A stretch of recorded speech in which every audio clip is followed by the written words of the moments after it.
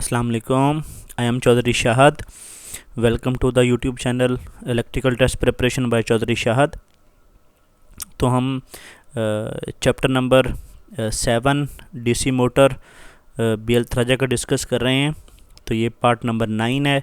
तो अगर आपने पहले पार्ट नहीं देखे तो पहले आप पार्ट नंबर 1 से पार्ट नंबर 8 तक देखें, क्योंकि हमने पार्ट नंबर 1 में जो है important formulas, important concept discuss किए हैं ताकि आपके लिए चीज़ें आसान हो जाएं। अब हमारे जो रिमेनिंग MCQs हैं BL थ्राजा में वो आर्मेचर रिएक्शन के हवाले से हैं। तो हम यहाँ पे आर्मेचर रिएक्शन के जो टॉपिक है उसको रिकॉल करते हैं, उसके बाद हम उसके जो MCQs हैं उसको सॉल्व करेंगे। तो सबसे पहले आर्मेचर रिएक्शन होता क्या है, जैसे मैं थोड़ा सा कॉन्सेप्ट आपको वर्बली बता दूं, फिर हम इसको रीडिंग करेंगे कि आर्मेचर रिएक्शन क्या होता है। कि हमें पता है कि जब हम जो डीसी जनरेटर होता है उसमें आपके आर्मेचर के ऊपर भी वाइंडिंग होती है और आपकी एक फील्ड की वाइंडिंग भी होती है।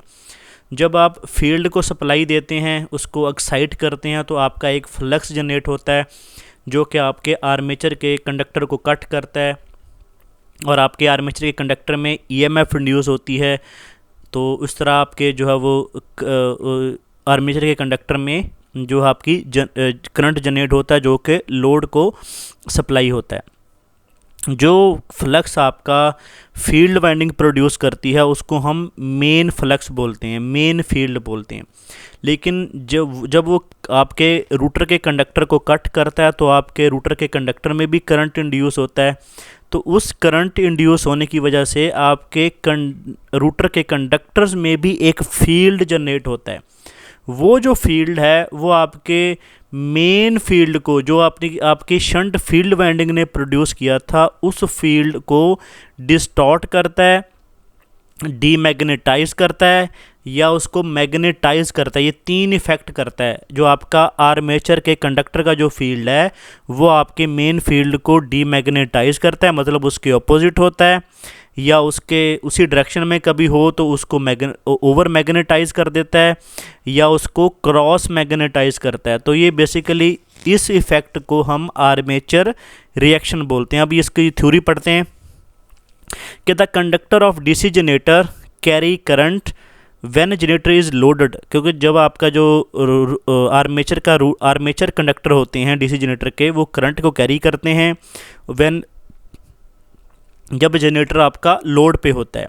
We also know that a current carry conductor produce magnetic flux by its own. क्योंकि हमें पता है कि किसी भी कंडक्टर में अगर करंट फ्लो हो रहा है तो उसमें मैग्नेटिक फ्लक्स प्रोड्यूस होगा। This flux effect the main flux of the generator. के जो फ्लक्स फील्ड वाइंडिंग ने प्रोड्यूस किया था, ये जो फ्लक्स पैदा हुआ है आर्मेचर के कंडक्टर में करंट फ्लो की वजह से, वो जो है वो उसको इफेक्ट करेगा। The effect of magnetomotive force set up by the armature current on the distribution of the field under the main pole is termed as armature reaction। के मतलब इस जो आपके रूटर के कंडक्टर का जो फ्लक्स प्रोड्यूस हुआ है, ये जो है वो डिस्ट्रीब्यूशन ऑफ फील्ड फ्लक्स को, जो मेन फ्लक्स का आपकी डिस्ट्रीब्यूशन है मेन पोल्स का, उसको जब ये इफ़ेक्ट करेगा, फोर्स करेगा, तो उसको हम इस प्रोसेस को हम इस फंक्शन को हम आर्मेचर रिएक्शन बोलेंगे। अब इसमें देखते हैं, जैसे ये डायग्राम बनाई गई है, ये हमारी फील्ड वाइंडिंग है कि इसका नॉर्थ पोल है और इसका साउथ पोल है। फील्ड वाइंडिंग में क्या होता है, फील्ड क्या होता है कि नॉर्थ पोल से निकलती हैं, फ्लक्स निकलता है और साउथ पोल में जो मैग्नेटिक फोर्स ऑफ लाइंस होती हैं वो एंटर होती हैं। तो ये आपकी जो है वो रूटर की आर्मेचर की वाइंडिंग है। अब क्या होगा कि ये जो फ्लक्स है ये आपका आर्मेचर के कंडक्टर को कट करेगा, तो आर्मेचर के कंडक्टर में भी एक करंट इंड्यूस होगा। तो वो करंट, जब करंट इस कंडक्टर में फ्लो करेगा तो इस कंडक्टर में भी एक फील्ड पैदा होगा। ठीक है, वो फील्ड जो है वो ये मेन फील्ड को क्या करेगा, डीमैग्नेटाइज करेगा। डीमैग्नेटाइज का मतलब क्या है कि अगर हमारा जो मेन फ्लक्स था वो 10 वेबर था, जब उसको डीमैग्नेटाइज करेगा तो वो 8 वेबर रह जाएगा, 7 वेबर रह जाएगा, मतलब 10 वेबर से कम होके 7 रह जाएगा, 8 रह जाएगा। ठीक है, ये उसका इफेक्ट हो गया डीमैग्नेटाइज का। अब जो इस रूटर के कंडक्टर का जो फील्ड फ्लक्स है वो क्रॉस मैग्नेटाइज जब करेगा हमारे मेन फील्ड को, तो क्रॉस मैग्नेटाइजेशन में वो क्या करता है कि हमारा जो फ्लक्स है, जैसे ये है, ये इसको वो रेडियल कर देगा। मतलब क्या करेगा, ऐसे फ्लक्स जाएगा इधर ऐसे, ठीक है। ये बेसिकली जैसे स्मूथ जा रहा है ना, ऐसे स्मूथ जा रहा है, स्मूथ नहीं रहेगा, फिर वो क्या होगा, रेडियल हो जाएगा। मतलब किसी जगह वो फ्लक्स हाई हो जाएगा, किसी जगह क्या हो जाएगा, कम हो जाएगा। जब वो रेडियल करेगा तो उससे हमें इफेक्ट क्या होता है, उसमें हमारा जो मैग्नेटिक न्यूट्रल एक्सेस है कॉइल का वो शिफ्ट हो जाता है क्रॉस मैग्नेटाइजेशन की वजह से। एक इफेक्ट ये हो गया। दूसरा इफेक्ट क्या होता है कि हमारा जो लीकेज फ्लक्स है वो क्रॉस मैग्नेटाइजेशन की वजह से वो भी ज़्यादा हो जाता है, ठीक है। तो ये दो इफेक्ट क्रॉस मैग्नेटाइजेशन की वजह से आते हैं जब हमारा जो रूटर का जो फ्लक्स है वो मेन फ्लक्स को क्रॉस मैग्नेटाइज करता है। तो ये बेसिकली इसका फिनोमेना है। तो अब दूसरा देखते हैं, the effect of armature reaction is to strengthen the trailing pole tip. वो जो ट्रेलिंग पोल टिप होती हैं जो कि फ्लक्स की बैक साइड वाली जो कॉयल होती है, कॉयल विच आर्मेचर कंडक्टर रिसीड, उसको वो क्या कर देता है, स्ट्रेंथन कर देता है, मतलब मैग्नेटाइज कर देता है। And demagnetize the leading pole tip, जो कॉयल की साइड फ्लक्स की तरफ होती है उसको ये डीमैग्नेटाइज कर देता है। The armature MMF can be resolve into two component with one component in phase opposition to the field MMF is called demagnetizing component and other component is right angle to the field MMF is called cross magnetizing component। मतलब दो component इसके बन जाते हैं। तो demagnetising क्या करती है, डीमैग्नेटाइजेशन को दूर करने के लिए हम क्या करते हैं, extra ampere turns are added to the main field winding to compensate the demagnetization effect of the armature reaction. मतलब डीमैग्नेटाइजेशन को तो हम इफेक्ट सिंपली ख़त्म कर सकते हैं। मतलब उसने अगर हमें पता है कि आर्मेचर रिएक्शन होगा, अगर हमने जो है वो अपना मेन फ्लक्स जो है वो 10 वेबर रखना था, वो आर्मेचर रिएक्शन की वजह से 7 वेबर रह जाएगा, तो हम क्या करेंगे, उसको 13 वेबर कर देंगे। अगर वो 13 वेबर कर देंगे तो आर्मेचर रिएक्शन की वजह से 3 कम होगा, तो वो हमारा 10 मिल जाएगा हमें। तो इसलिए हमने मेन जो फ्लक्स है वो 10 रखना था, तो हमारा वो आर्मेचर रिएक्शन होगा भी तो तब भी वो 10 वेबर ही हमें मिलेगा। तो ये डीमैग्नेटाइजेशन का इफेक्ट हम ख़त्म कर लेते हैं। लेकिन जो हमें प्रॉब्लम क्रिएट करता है वो क्रॉस मैग्नेटाइजेशन का इफेक्ट है। क्रॉस मैग्नेटाइजेशन में क्या होता है कि हमारा ज्योमेट्रिकल न्यूट्रल एक्सेस है वो शिफ्ट हो जाता है। जब ज्योमेट्रिकल न्यूट्रल एक्सेस क्या होता है कि ये जो आर्मेचर के कंडक्टर है ना, इसमें एक ज्योमेट्रिक न्यूट्रल एक्सेस होता है। ज्योमेट्रिक न्यूट्रल एक्सेस क्या होता है कि जब हमारी जो कॉइल होती है वो फ्लक्स के पैरेलल में हो जाती है, तो उस कंडीशन में जो आपका जो फ्लक्स होता है वो आपके कॉइल को कट नहीं करता, और उसी वक्त जो आपके कम्यूटेटर के सेगमेंट होते हैं वो बेसिकली एक दूसरे को, हमारी जो ब्रशेज होती हैं वो कम्यूटेटर के जो सेगमेंट होते हैं उनको शॉर्ट करते हैं। जब इसमें कोई भी जनरेशन नहीं होगी, अगर वो शॉर्ट भी होंगे तो वहाँ पे स्पार्किंग नहीं होगी। तो हम इस तरह जो है वो उनको डिज़ाइन करते हैं कि वो जो जब हमारा जो कॉइल है वो ज्योमेट्रिक न्यूट्रल एक्सेस में हो तो उस वक्त जो हमारे कम्यूटेटर हैं वो आपस में शॉर्ट हो जाएं तो कोई इशू नहीं होगा। लेकिन जब आर्मेचर रिएक्शन की वजह से हमारा ज्योमेट्रिकल न्यूट्रल एक्सेस शिफ्ट हो जाएगा, तो जब वो हमारे जो ब्रशेज हैं उसको शॉर्ट करेंगे तो उस वक्त हमारी होगी स्पार्किंग। तो इसलिए क्रॉस मैग्नेटाइजेशन को जो ख़त्म करना है वो हमारे लिए काफ़ी मुश्किल है। तो इसको ख़त्म करने के लिए हम जो है वो आर्मेचर रिएक्शन को हम दो तरह की वाइंडिंग यूज़ करते हैं, एक इंटरपोल वाइंडिंग और एक कंपनसेटिंग वाइंडिंग। और इंटरपोल वाइंडिंग और कंपनसेटिंग वाइंडिंग दोनों जो है वो आर्मेचर के साथ सीरीज़ में होती हैं। तो वो बेसिकली जो है वो एंटी फ्लक्स प्रोड्यूस करती हैं जो कि आर्मेचर कंडक्टर के एंटी होता है। तो ताकि हमारे जो आर्मेचर कंडक्टर का जो फ्लक्स है वो हमारे मेन फ्लक्स को जो है वो इफ़ेक्ट ना करे, तो इसलिए हम दो वाइंडिंग यूज़ करते हैं। और इस वजह से हमारी जो स्पार्किंग होती है वो रिड्यूस हो जाती है। क्योंकि स्पार्किंग क्यों रिड्यूस होती है कि हमारा ज्योमेट्रिक न्यूट्रल एक्सेस है वो शिफ्ट नहीं होता। तो ये था हमारा आर्मेचर रिएक्शन। तो अब जो है वो इसके MCQs डिस्कस करते हैं।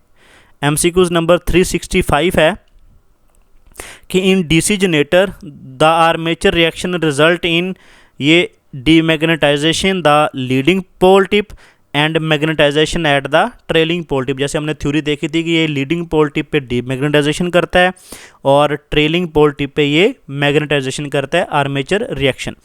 366 नंबर MCQs है, in DC generator in case the brushes are moved so as to bring them in magnetic neutral axis then there will be, तो क्रॉस मैग्नेटाइजेशन होती है और एज वेल एज डीमैग्नेटाइजेशन होती है। 367 number MCQs है, the polarity of DC generator can be reversed by reversing the field current, से उसकी polarity change हो जाएगी।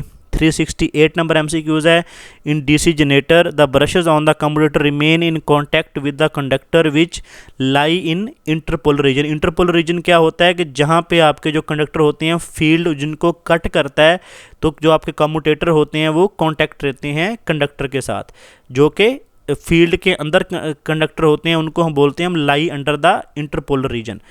369 नंबर MCQs है, in lap wound in DC generator having the P is a number of pole, Z is a number of conductor, तो number of equaliser ring का formula होता है 2Z/P। 370 number MCQs है, in brushes of DC generator are moved in order to bring them brushes in magnetic neutral axis, there will be cross magnetization as well as demagnetizing। 371 number MCQs है, armature reaction of unsaturated DC machine, जो unsaturated DC machine है उसमें जो armature reaction होगा वो cross magnetisation होगा, वहाँ पे डीमैग्नेटाइजेशन का इफेक्ट नहीं होगा। क्रॉस मैग्नेटाइजेशन में क्या होता है, एक तो आपका जो फ्लक्स होता है वो रेडियल हो जाता है, उसकी अनइक्वल डिस्ट्रीब्यूशन हो जाती है, और दूसरा आपकी जो फ्लक्स लीकेज है वो ज़्यादा हो जाती है। 372 नंबर MCQs है, the DC generator are connected to bus bar are disconnected from the them only under the floating condition, तो ये उसकी all of the above option है। Wide sudden loading and prime mover to avoid mechanical jerk the shaft to avoid burning of the switch contact. 373 number MCQs है, the eddy current are induced in the pole shoes of DC machine due to ये relative motion between the field and armature की वजह से eddy current produce होता है। 374 number MCQs है, in DC machine short circuiting field coil will result वो burning the insulation, unbalance magnetic pull produce vibration, reducing the generated voltage for which excitation has to be increase to maintain the voltage. 375 number MCQs है, the equaliser ring are required in case of lap wound, जो generator होते हैं या armature होते हैं वहाँ पे हमें इक्विलाइजर रिंग जो है वो रिक्वायर्ड होते हैं। MCQs नंबर 376 है, वेल्डिंग जनरेटर होते हैं उसमें हमें लैप वाइंडिंग की ज़रूरत होती है क्योंकि वेल्डिंग जनरेटर में हमें हाई करंट चाहिए होता है। 377 नंबर MCQs है, in case of DC machine winding DC machine winding the number of commutator segment is equal to the number of armature coil के इक्वल होते हैं। 378 नंबर MCQs है, in DC machine laboratory following type of DC supply will be suitable, तो induction motor DC generator set वाली supply हम use करते हैं। 379 number MCQs है, the function of pole shoes in case of DC machine is, तो ये basically जो pole shoes होते हैं reduce the reluctance of the magnetic path to spread out the flux to achieve uniform flux density to support the field coil, तो ये सारे काम करते हैं। 380 नंबर MCQs है, in case of lap winding resultant pitch जो होती है वो difference of the front end back pitch होती है। 381 number MCQ, the DC welding generator has, जो वेल्डिंग जनरेटर होते हैं उसमें हम लैप वाइंडिंग करते हैं क्योंकि लैप वाइंडिंग में जो करंट होता है वो हाई होता है। 382 नंबर MCQs है, which of the following statement about the DC generator is false, तो ये basically equalising bus bar are used for parallel running of DC shunt generator, ये स्टेटमेंट फॉल्स है क्योंकि जो इक्वलाइजिंग बस बार है वो हम कंपाउंड जनरेटर में यूज़ करते हैं। 383 नंबर MCQs है, the demagnetising component of armature reaction in DC generator जो होता है वो रिड्यूस जनरेटर EMF होता है। बेसिकली जो डीमैग्नेटाइजेशन का जो कंपोनेंट होता है वो EMF को रिड्यूस करता है। उसकी रीज़न क्या होती है कि डीमैग्नेटाइजेशन से आपका जो मेन फ्लक्स है वो कम हो जाता है। जब आपका मेन फ्लक्स कम होगा तो आपकी जो टर्मिनल वोल्टेज हैं वो भी कम हो जाएंगे क्योंकि जो टर्मिनल वोल्टेज हैं वो डायरेक्टली प्रोपोर्शनल टू फ्लक्स होते हैं। 384 नंबर MCQs है, magnetic field in DC generator is produced by, ये इलेक्ट्रोमैग्नेट से बेसिकली हम उसको प्रोड्यूस करते हैं क्योंकि इलेक्ट्रोमैग्नेट से क्या होता है कि जो फील्ड होता है वो ज़्यादा प्रोड्यूस हो जाता है। 385 नंबर MCQs है, the number of brushes in commutator depend upon, तो ये amount of current to be collected पे डिपेंड करता है। 386 नंबर MCQs है, compensating winding are used in DC generator to neutralize the cross magnetizing effect with of the armature reaction। मतलब compensating जो winding है वो क्रॉस मैग्नेटाइजेशन का जो इफेक्ट होता है आर्मेचर रिएक्शन का, उसको न्यूट्रलाइज करने के लिए यूज़ की जाती है। इंटरपोल वाइंडिंग और कंपनसेटिंग वाइंडिंग ये दोनों सेम काम करती हैं। 387 नंबर MCQs है, which of the following component of DC generator plays vital role for providing a direct current of DC generator. तो ये कम्यूटेटर हैं जो एज अ ब्रिज रेक्टिफायर का काम करते हैं। 388 नंबर MCQs है, in DC generator the ripples in the direct EMF generated by reduced by, तो ये using the commutator with large number of segments का, हम जो रिपल है अगर हम लार्ज कम्यूटेटर सेगमेंट यूज़ करेंगे तो उसमें जो रिपल्स होंगे वो कम हो जाएंगे। 389 नंबर MCQs है, in DC generator lap winding is used for, जहाँ पे हमें लो वोल्टेज और हाई करंट रिक्वायर्ड होता है हम वहाँ पे लैप वाइंडिंग यूज़ करते हैं। 390 नंबर MCQs है, two generator A and B है 6 pole each, generator A is wave wound while the generator B is lap wound armature, the ratio of the induced EMF in the generator A and B तो 3:1 होगी, क्योंकि जो आपका जो generator A है वो wave wound है और वेव वाउंड में जो EMF होती है वो ज़्यादा होती है, वोल्टेज ज़्यादा होते हैं। 391 नंबर MCQs है, the voltage drop of which of the following type of brush can be expected to be least. जो मेटल ग्रेफाइट के जो ब्रश होते हैं वो उसमें जो वोल्टेज ड्रॉप होता है वो लीस्ट होता है। MCQs नंबर 392 है, the EMF generated by the shunt would be shunt DC generator is E no while the pole flux remains constant, the speed of the generator is double. अगर हमने speed double कर दी तो EMF भी double हो जाएगी। उसकी reason क्या है कि EMF directly proportional to the speed. 293 number MCQs है, DC generator the actual flux distribution depend upon, ये एयर गैप पे डिपेंड करती है, ये उसकी पोल शूज़ पे, balance between the tips of adjacent of pole shoes, ये सब पे डिपेंड करती है आपकी actual flux distribution. 394 number MCQs है, armature core of DC generator usually made of, ये सिलिकॉन स्टील से बनी होती है। ये यॉक जो पीछे हमने स्मॉल DC मशीन का जो बना होता है वो कास्ट आयरन से होता है, और जो आर्मेचर कोर होती है वो सिलिकॉन स्टील से होती है। ये दोनों आपने याद रखने, अक्सर जो स्टूडेंट है वो कंफ्यूज हो जाते हैं इसमें कि आर्मेचर कोर को भी कास्ट आयरन या जो यॉक वाले क्वेश्चन में भी जब सिलिकॉन स्टील लगा देते हैं, तो इसमें यॉक वाला हम कास्ट आयरन से बना होता है, जो कोर होती है आर्मेचर की वो सिलिकॉन स्टील से होती है। 395 number MCQ, DC generator generate, जो आपका DC जनरेटर होता है वो AC वोल्टेज जनरेट करता है in the armature. 396 number MCQs है, satisfactory commutation of DC machine required, उसमें ब्रश शुड भी प्रॉपर ग्रेड के होने चाहिए, brush should smooth run in the holder होने चाहिए, smooth concentric commutator properly undercut होने चाहिए। MCQs नंबर 397 है, open circuited armature coil of DC machine जो होती है वो identified by securing the commutator segment to which open circuit coil is connected.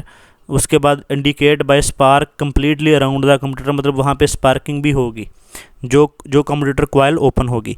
398 number MCQs है, in DC machine fractional pitch winding is used, उसमें to reduce the sparking to save the copper because of shorter end connection. 399 number MCQs है, for the parallel operation of the 2 or more DC compound generator we should ensure series field of all generator should be either of the armature. 400 number MCQs है, a DC series generator is used as a booster to maintain the voltage at the load end of the feeder, क्योंकि जो हमारा DC series generator है इसको हम as a booster भी use करते हैं कि जहाँ पे हमारे जो DC का फीडर होता है तो वहाँ पे हम दरमियान में एक DC सीरीज जनरेटर लगा देते हैं जो कि एज अ बूस्टर, मतलब अगर वोल्टेज ड्रॉप आपका ज़्यादा हो जाए तो उसको वो मेंटेन करने के लिए भी इस्तेमाल होता है।